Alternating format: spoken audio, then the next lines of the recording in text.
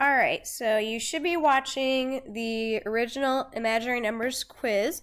This is going over the first quiz that we took on that section, dealing with adding, subtracting, multiplying imaginary numbers, which is the letter I.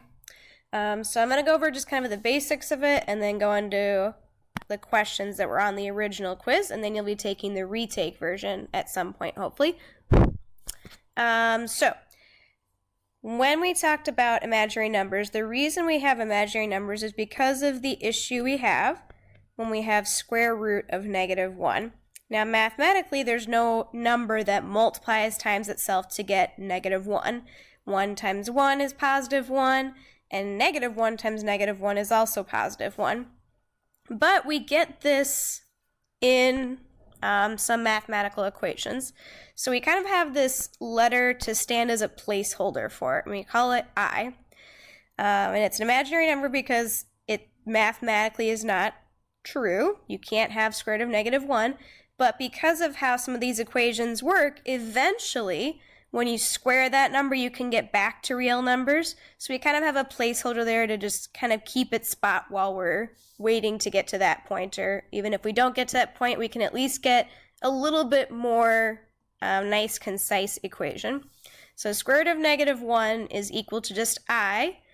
If you square square root of -1, in other words, if you do I squared, then you get just -1, just the real number -1.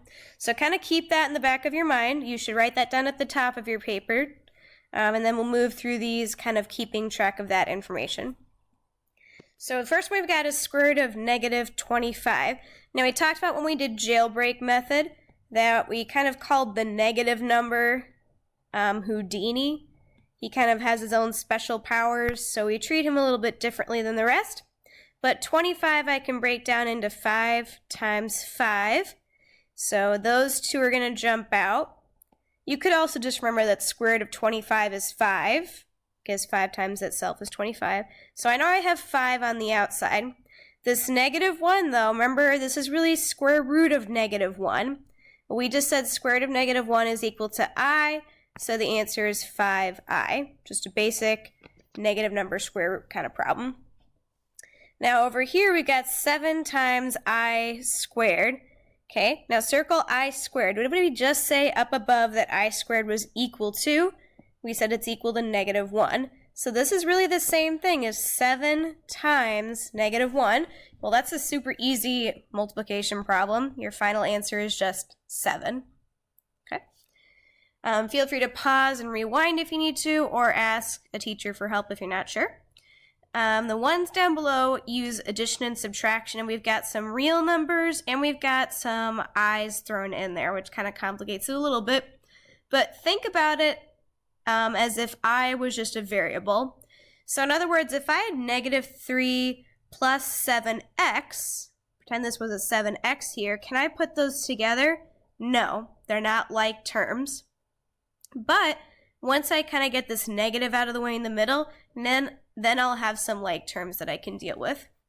You do have to remember, though, that because there's this negative on the outside of this parentheses, it's really like saying -1 times this whole group, so I have to change the signs of both of those inside. Notice it doesn't affect anything in this front group, so I'm going to rewrite it. And yes, it takes an extra 30 seconds to rewrite it. It's much better to take that extra 30 seconds than to mess up the whole problem by making a silly mistake. So please do that. -1 times 2 becomes -2. -1 times 3i is -3i. And now I have a problem that I can work with. Okay, so if I look at the things that I have here, my terms that are available, I have -3, and that can combine with -2. Okay, I also have 7i and -3i. So those are my like terms that I can put together. Well, -3 and -2 make -5. Okay, think about you're in debt $3 and you add $2 more of debt, you're in debt $5 total. And again, remember, think about what I said. If this was 7x and -3x, I would say that the answer was 4x. It's the same thing here. 7i minus 3i is 4i.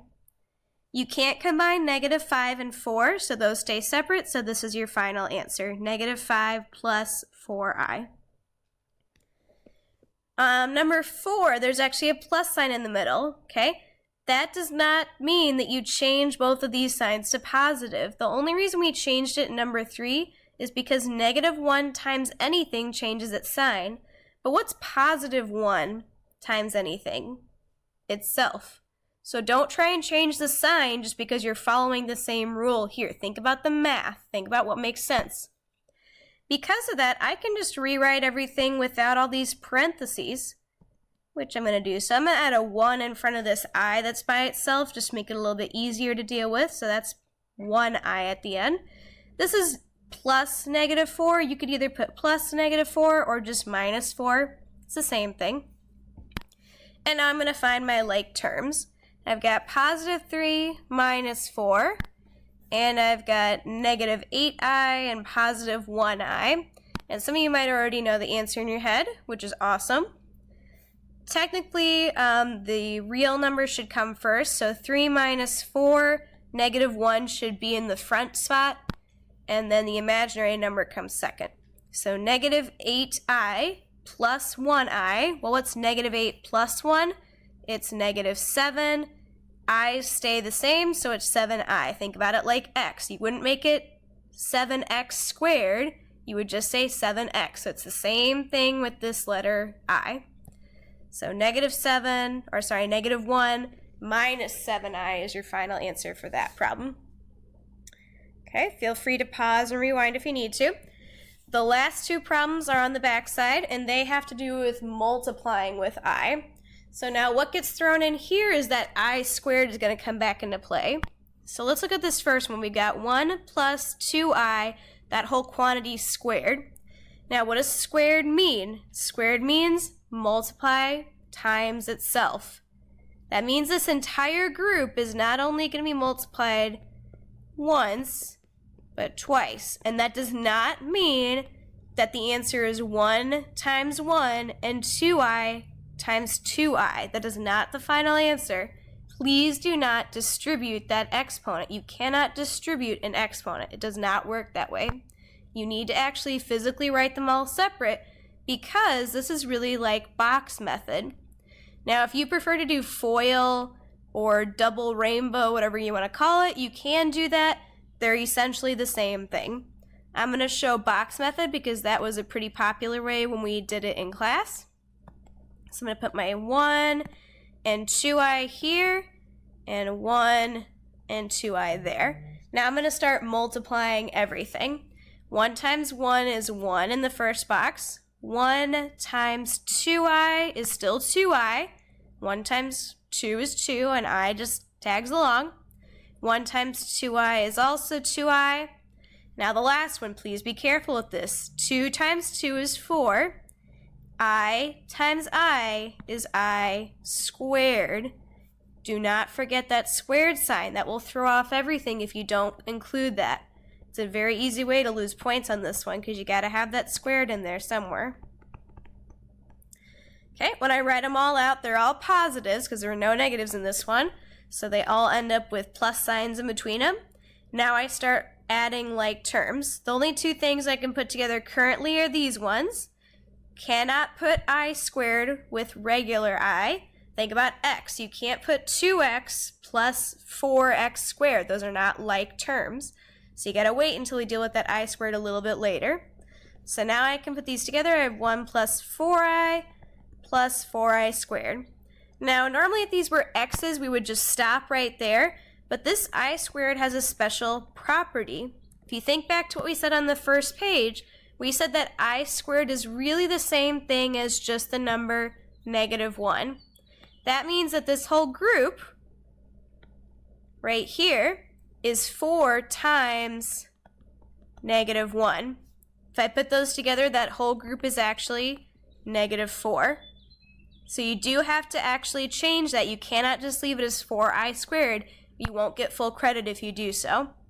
That means this problem is really 1 plus 4i minus 4.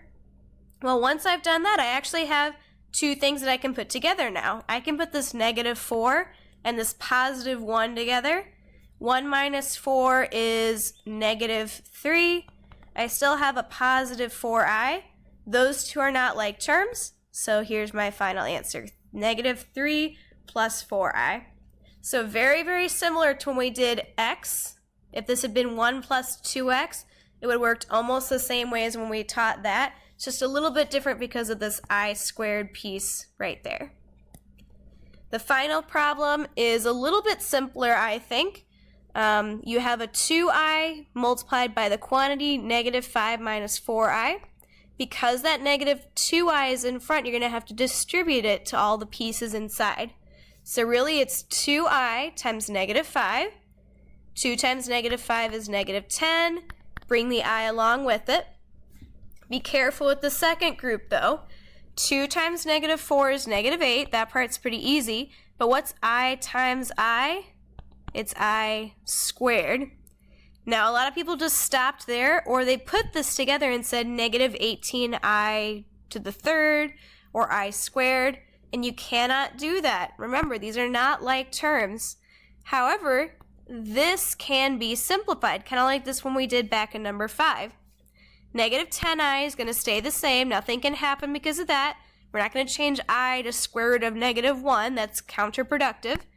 But negative 8i squared is really negative 8 times negative 1. Well, what's negative 8 times negative 1?